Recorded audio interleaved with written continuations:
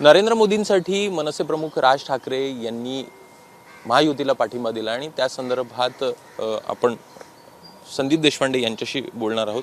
तुम्ही आज सकाळी एक ट्विट केलेलं आहे उद्धव केले हां, पण प्रामुख्याने उद्धव ठाकरे यांची भूमिका आणि ते कसे एकूण भूमिका बदलत आहेत या संदर्भात ट्विट केलेलं आहे। नेमकं काय तुम्हाला म्हणायचं? मुळात असं आहे की दुसऱ्यांवर आरोप करणाऱ्यांची नैतिकता काय आहे आणि भूमिका एखाद्या राष्ट्रहितासाठी महाराष्ट्र हितासाठी घेणं आणि स्वतःच्या स्वार्थासाठी घेणं याच्यामध्ये जमीन आसमानाचा फरक आहे।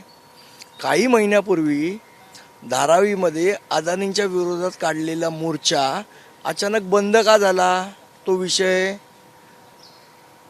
मुकेश अंबानींच्या मुलाच्या लग्नामध्ये अदानींबरोबर काय चर्चा झाली? जिथे तुम्ही दांडिया खेळायला गेलेलात तिथे तुम्ही अदानींबरोबर काय चर्चा केली आणि काय सेटलमेंट झाली? याचं उत्तर महाराष्ट्राला पाहिजे। का तो विषय बंद झाला? शिवसेनेच्या रडारवरनं का विषय निघाला?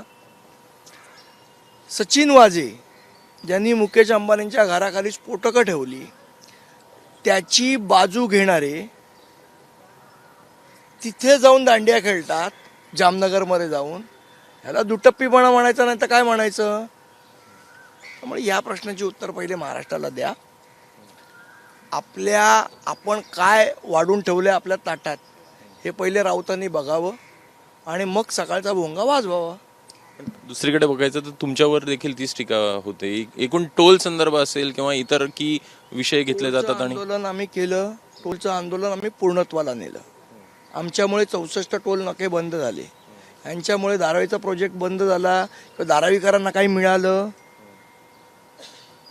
कसं आहे, एक परसेप्शन नॅरेशन मीडियाला हाताशी धरून सेट करण्याचा प्रयत्न केला जातो मनसेच्या विरोधात, त्याचं हे उत्तर आहे। आणि मला असं वाटतं याची उत्तरं पहिले घ्यावीत।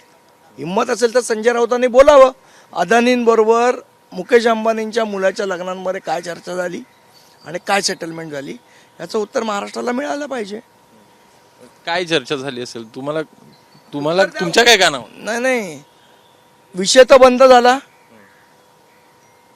जे काय मागण्या होत्या काय झालं त्यांचं पुढे? तो विषय बंद का झाला?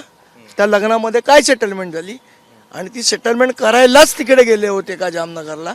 याची उत्तरं महाराष्ट्राला मिळाली पाहिजेत। कुठेतरी उद्योगपतींना नाहक त्रास दिला जातो आहे का? अशा प्रकारचं तुमचं जे विधान आहे ते दिसतं आहे। मला काय वारंवार उद्योगपतींना त्रास असं म्हटलं मी शब्द? मी जे बोललो नाही ते अभिषेकजी शब्द माझ्या तोंडाला पण घालू नका, ही माझी तुम्हाला नम्र विनंती आहे। आपण लोकशाहीचे चौथे स्तंभ आहात, मी जे बोलतोय ते आपण सांगावं। मी विचारलं अदानींबरोबर सेटलमेंट काय झाली, चर्चा काय झाली, धारावीचा विषय काय बंद झाला, हे माझे 3 प्रश्न होतात।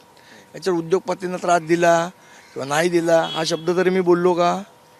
ठीक आहे। दुसरा अजून जर का मुद्दा बघायचा तर एलन मस्क देखील आता भारतात येताना दिसत आहेत। कुठंतरी उद्योग पुन्हा भारतात येत आहेत असं एकूण ईव्हीचं जे धोरण आहे त्या संदर्भात दिसत आहे।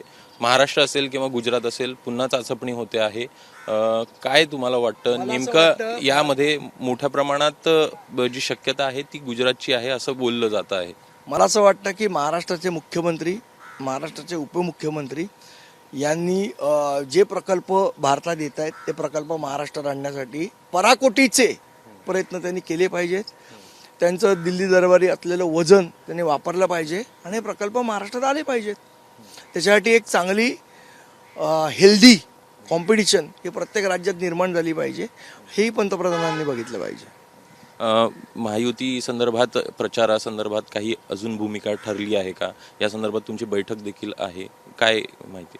नाही, या संदर्भात शनिवारी बैठक आहे, तेव्हा सन्मान्य राजसाहेब याच्या संदर्भातलं मार्गदर्शन करतील। तर हे होते संदीप देशपांडे यांच्याकडनं सांगण्यात आलेलं आहे की एकूणच अदानी असेल किंवा मग अंबानी असेल यांच्या संदर्भात जी भूमिका मांडलेली होती शिवसेनेकडनं त्या भूमिकेचं काय झालं आणि त्या संदर्भात काय बैठकही झाले या संदर्भात प्रश्न जे आहेत त्यांच्याकडनं उपस्थित करण्यात येत आहेत। कॅमेरामॅन अरविंद वारगेसह अभिषेक फराळ, एबीपी माझा, मुंबई। एबीपी माझा, उघडा डोळे बघा नीट।